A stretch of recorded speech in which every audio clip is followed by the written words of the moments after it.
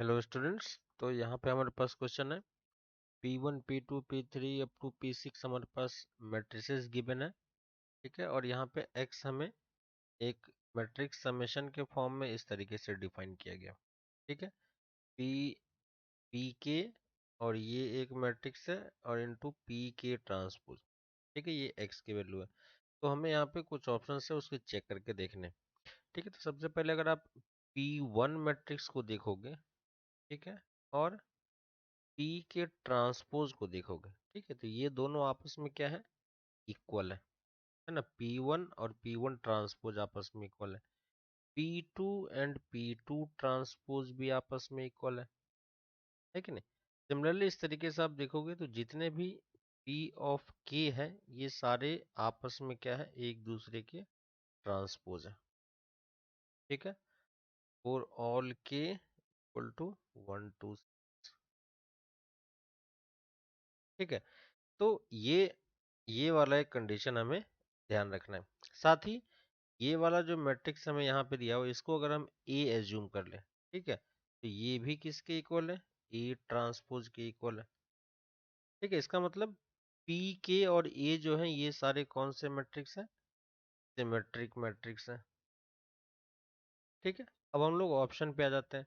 तो फर्स्ट क्या बोल रहा है, X is a symmetric matrix. तो एक्स हमारा किसके इक्वल है, एक्स है के equal to 1 to 6 P of K into P of K transpose. ठीक है, अगर हम इसका सिमेट्रिक और स्क्यू सिमेट्रिक चेक करना है तो एक्स ट्रांसपोज अगर हम चेक करते हैं तो हमें पता है कि सिग्मा में या समेशन में ट्रांसपोज डिस्ट्रीब्यूट हो जाता है। तो इसको हम इस तरीके से भी लिख सकते हैं, P of K A P of K transpose का ट्रांसपोज। ठीक है, और अगर हम एक्स ट्रांसपोज इसको सिंप्लीफाई करें तो ये कितना हो जाएगा, 1 to 6, ये कितना दे देगा, P of K A transpose into P of K transpose. ठीक है, और ए ट्रांसपोज किसके इक्वल है, ए के इक्वल है। एक्स ट्रांसपोज कितना हो जाएगा, sigma K equal to 1 to 6 P of K A into P K transpose, और ये किसके इक्वल है, एक्स के इक्वल। इसका मतलब क्या हो गया कि एक्स हमारा कौन सा मैट्रिक्स हो गया, सिमेट्रिक मैट्रिक्स हो गया। ठीक है, next sum of the diagonal entries of x. X के डायगोनल एंट्रीज की बात कर रहा है। तो एक्स जो है वो हमारे किसके इक्वल है, sigma K equal to 1 to 6 P of K into A into P of K लिखा जा सकता है। ठीक है, यहाँ पे अगर आप P के कोई सा भी मैट्रिक्स आप चूज कर लो 1 से लेके 6 तक में, हमें जो यहाँ पे गिवन है उसको अगर हम A के साथ मल्टीप्लाई करेंगे, ठीक है, तो हमें एक्चुअली में निकालना क्या है, ट्रेस ऑफ एक्स ही निकालनी है ना। तो ट्रेस ऑफ एक्स किसके इक्वल हो जाएगा, यहाँ पे आप अगर इस मैट्रिक्स को मल्टीप्लाई करके देखोगे, यानी इस वाले मैट्रिक्स में, ठीक है, कोई सा भी एक मैट्रिक्स आप चूज कर लो, उसके साथ आप इस के मैट्रिक्स ए मैट्रिक्स को मल्टीप्लाई करके देखोगे दोनों साइड से, तो हमेशा मिडल में जो टर्म होगा, मिडल में टर्म हमेशा जीरो, सॉरी डायगोनल पे जो टर्म आएगा वो 1 2 3 का ही टर्म आएगा। ठीक है, बाकी सारे एलिमेंट में थोड़ा बहुत चेंज आपको देखने को मिलेगा, लेकिन डायगोनल एलिमेंट्स हमेशा 1 2 3 के ही इक्वल होगा।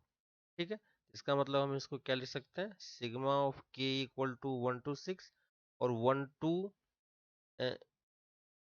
2 0 का मतलब क्या हो गया कि जो ए का ट्रेस है वही इस पूरे का ट्रेस होगा। ठीक है, तो इसको हम क्या लिख सकते हैं, सिग्मा ऑफ ट्रेस ऑफ ए। ठीक है, और ट्रेस ऑफ ए की वैल्यू कितनी है, 3, तो ये वैल्यू कितनी हो जाएगी, 3 × 6 इक्वल टू 18। ठीक है, इसका मतलब हमारा बी ऑप्शन भी करेक्ट है। ठीक है, next C and D option में इस वाले पार्ट, डी वाले पार्ट को हम लोग चेक करते हैं, एक्स। ठीक है, तो हमें क्या चेक करना है, एक्स, और यहाँ पे 1 1 1 गिवन है, इक्वल टू अल्फा टाइम्स 1 1 1 हमें गिवन है। ठीक है, तो यहाँ पे हमें अल्फा की वैल्यू 30 हमें चेक करना है होगा या नहीं होगा। ठीक है, तो यहाँ पे देखो इस वाले टर्म को अगर मैं बी मैट्रिक्स एज्यूम कर लेता हूँ तो ये कितना हो गया, एक्स इंटू बी।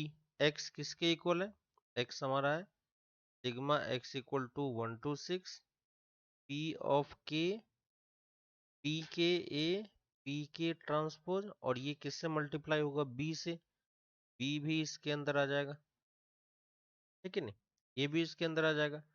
और यहाँ पे x ऑफ b किसके, x इंटू बी किसके इक्वल होगा, sigma of k equal to 1 to 6 p of k, ठीक है। अब देखो p ऑफ k जो है वो एक्चुअली में किसके इक्वल है, p k के ही इक्वल है, ठीक है ना, क्योंकि ट्रांसपोज इसके इक्वल है तो ये b हो जाएगा। और यहाँ पे अगर आप इसको देखोगे तो ये x b equal to sigma a equal to 1 to 6, ठीक है, पी के इंटू बी, ठीक है, बी हमारा क्या है 1 2 3 है, ठीक है। तो पी के जो यहाँ पे हमें डिफाइन किया हुआ है इसमें से कोई सा भी अगर आप पी चूज कर लो, उसको अगर आप 1 1 1 के साथ मल्टीप्लाई करोगे तो आपको हमेशा फिर से बी ही मिलेगा, ठीक है। इसका मतलब यहाँ जो है आपको P of K into B की वैल्यू कितनी होगी, बी के इक्वल होगी, तो उसको हम क्या लिख सकते हैं, P of K into B, ये लिखा जा सकता है, ठीक है। ए और बी जो है वो सिग्मा पे डिपेंड नहीं कर रहा है, तो एक्स ऑफ बी को हम क्या लिख सकते हैं, सिग्मा ऑफ पी के इक्वल टू 1 to 6, ठीक है। पी हमारा क्या है, मैट्रिक्स है 1 to 6, और इससे हम ए इंटू बी बाहर निकाल सकते हैं, ठीक है। ए इंटू बी हम लोग मल्टीप्लाई करके देखते हैं कितना है। ए मैट्रिक्स हमने किसको एज्यूम किया था, ए मैट्रिक्स था हमारा 2 1 3 1 0 2 2 1 3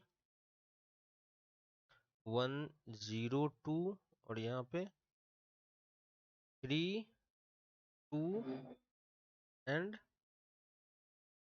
1, ठीक है, ऐसा ही कुछ है 1 0 2 3 2 1, ठीक है। और इसको अगर हम बी मैट्रिक्स से मल्टीप्लाई करें तो बी मैट्रिक्स हमारे पास क्या है 1 1 1, ठीक है। अगर हम इसको मल्टीप्लाई करें तो देखो यहाँ पे क्या हमें मिलेगा, इस दोनों का मल्टीप्लिकेशन हमें क्या मिल जाएगा, ये आ जाएगा 3 2 5 6 3 एंड 6, ए इंटू बी की वैल्यू कितनी हो गई 3x 3 6 3 6, तो x इंटू बी की वैल्यू किसकी को आ गई, सिग्मा ऑफ पी के इंटू 6 3 एंड 6, ठीक है। सिग्मा ऑफ पी के की वैल्यू कितनी होगी, ठीक है, यानी हमें क्या करना है, जितने भी यहाँ पे हमारे पास पी 1 से लेके 6 तक है सबको हमें ऐड करना है। तो अगर आप फर्स्ट पोजीशन की बात करोगे तो देखो फर्स्ट पोजीशन का सम कितना होगा 2 होगा, सेकेंड पोजीशन का सम कितना होगा, सेकेंड पोजीशन का भी सम 2 होगा, है ना। यानी यहाँ पे जो नंबर्स हैं 0 और 1 का कॉम्बिनेशन इस तरीके से कि अगर आप सबको ऐड करते हो तो हर एक एलिमेंट की जगह पे आपको क्या मिल जाएगा 2 मिल जाएगा, यानी इसकी वैल्यू किसके इक्वल है 2 2 2 2, है ना, हर एक एलिमेंट किसके इक्वल हो जाएगा 2 के इक्वल, और ये किसके साथ मल्टीप्लाई होगा 6 3 6 के साथ, ठीक है। मल्टीप्लाई करते हैं कितना हो जाएगा 12 एंड 12 24 प्लस 6 30, तो हर एक एलिमेंट कितना हो जाएगा 30 30 30, ठीक है। और अगर हम सबसे 30 कॉमन ले लें तो ये कितना दे देगा 30 30, ठीक है, ये 1 हो गया। तो यहाँ पे देखो हमारे पास, और यही किसके इक्वल था 1 1 1 के ही इक्वल था, तो ये कितना हो गया 30 टाइम्स 1 1 1, और यही वैल्यू कितनी थी अल्फा, तो अल्फा की वैल्यू कितनी आ गई 30, ठीक है। इसका मतलब हम इसको क्या लिख सकते हैं X B equal to 30 B, ठीक है। इसको अगर हम इस तरफ लिखे आए तो X minus 30 I into B equal to 0, ठीक है। बी हमारे पास क्या है, बी हमारे पास 1 1 1 है जो कि नॉन ट्रिवियल है, ठीक है। नॉन ट्रिवियल इसका मतलब क्या हो गया एक्स माइनस 30 आई का डिटर्मिनेंट क्या होना चाहिए 0 होना चाहिए, इसका मतलब एक्स माइनस 30 आई क्या हो गया नॉट इनवर्टिबल, ठीक है। क्या हो जाएगा नॉट इनवर्टेबल, इसका मतलब आपका जो है, अब बाकी दो ऑप्शन भी चेक कर सकते हो, तो यहाँ पे आपका सी ऑप्शन क्या हो जाएगा, गलत हो जाएगा, डी ऑप्शन सही हो जाएगा। यहाँ पे आप A B and D option को मार्क कर सकते हो। ठीक है।